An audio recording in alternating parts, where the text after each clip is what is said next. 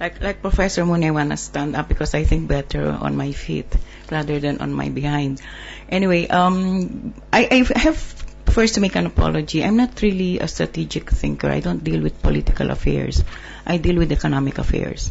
The fact that I volunteered to be as a member of the panel here really required a lot of lack of stage fright. That means I'm not scared of talking my brain off on things that I believe in. Before I start, let me just share this interesting description, which was common when I was ambassador here in India. When we were trying to describe what makes India different from China and why is it that the growth in China is faster than the growth in India. And somebody said something like this. I said, if a businessman goes to China and he tells the workers to do a certain product a certain way, they follow. If you go to India and tell the Indians to do a product a certain way, they argue over it before they decide how to go about it. So in other words, they're putting a spotlight on the argumentative Indian. But for me, it's not the argumentative Indian that's being focused here. It's the democratic Indian, because they are free to describe their ideas. And when of course you talk about strategic partnership, I always ask, whatever alphabet soup you put in that strategic partnership, eventually people will have to decide what is the ultimate objective of that strategic partnership. Why is it there? What do we want to do? Of course, people will say it's really peace and stability and prosperity. And of course, prosperity is easier to achieve, perhaps, relatively speaking, rather than peace and stability. Because we all know that business and profits will come in, or rather, business and the corporate sector will come in where profits can be made.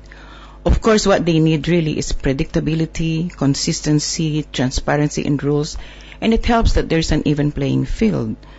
And therefore, we can say, all right, so we have that. So what are we left with?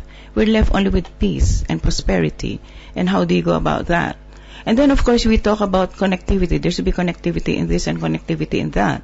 From where I sit as senior official for APEC, we don't discuss connectivity except through the corporate sector, because we know that government cannot spend millions and trillions of dollars on connectivity. Therefore, we're pursuing connectivity from the point of view of public-private partnership, and we talk, of course, from the point of view of bankability of projects.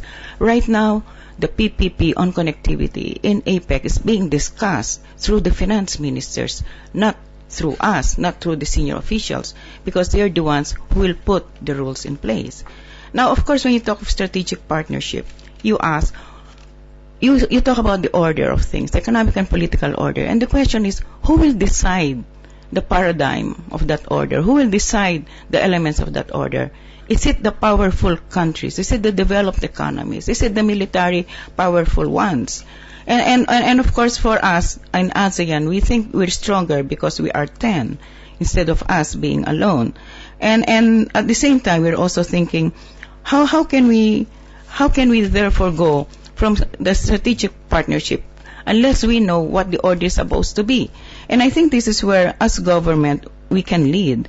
In my, as I said, if for instance, the economic paradigm, or rather prosperity, is being decided by the economists and the corporate sector, we can always say that as government, we can set the rules, isn't it?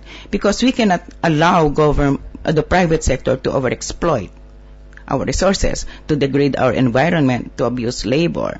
Because these are the things that as a government we can do. We, in other words, set down the rules. We set down the order. For me, this is what strategic partnership is all about. It's about law and order. When you talk about law and order, you talk about transparency, you talk about governance. Now, in any strategic partnership, I think all of us should be able to say that the purpose of our strategic partnership is really to build human lives, to build human beings, to develop human development, and to develop human security. And of course, and if the order is so well placed, if the governance is so well placed, everything is supposed to function well. I have a friend, a vice president of a big university in the Philippines with a student population of 60,000. She said that the regulations and the transparency in the university are so good and so well entrenched, she said that a monkey can run the university as president. She said that the university will still continue to produce the best faculty and the best students. So if one proceeds from the premise that all things and all beings are equal, all nations are equal, then order means having equal rules in human economics and in human economic and political relations, law based on what is universally acceptable. If as a region our governments implement what we think are lawful in our national boundaries, in our relationships with our neighbors, in our businesses, in our everyday life, then I suppose we'll have an easier time, implementing our fight against terrorism, drug trafficking, piracy, and even climate change, which is now, I think, the greatest threat against our economies. Yesterday, I spoke of India's unique role as the biggest democracy in the world and how it can promote the core principles that it believes in. India should not only address physical connectivity, but should also look beyond that. India should also encourage promotion and connectivity of core principles and human values. I know that India is right now looking most focusedly on physical connectivity to its nearest ASEAN neighbors, which somehow makes us in the Philippines feel a little bit left behind. But at least I believe that although we are least connected with India physically, we are the most connected with them when it comes to core principles and values, because we are both, we think, very rambunctious and alive democracies.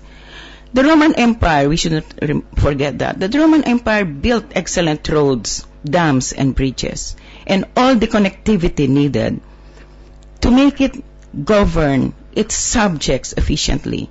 It concentrated on connectivity within its empire. But where is Rome now?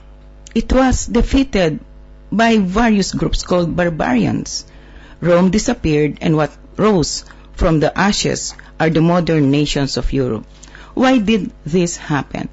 Because Rome forgot one essential basic premise. It crafted laws based on its political and economic imperatives and what is politically expedient.